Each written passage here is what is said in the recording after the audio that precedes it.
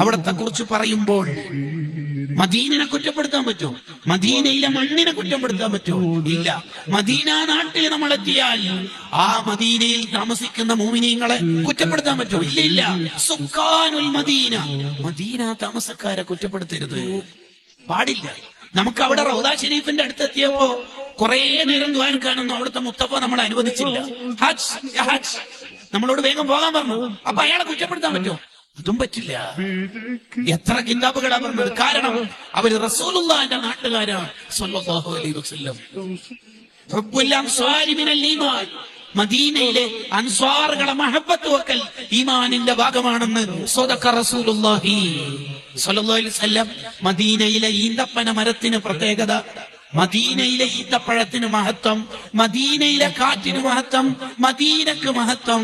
അപ്പോൾ മദീന നാട്ടുകാർക്ക് മഹത്വം.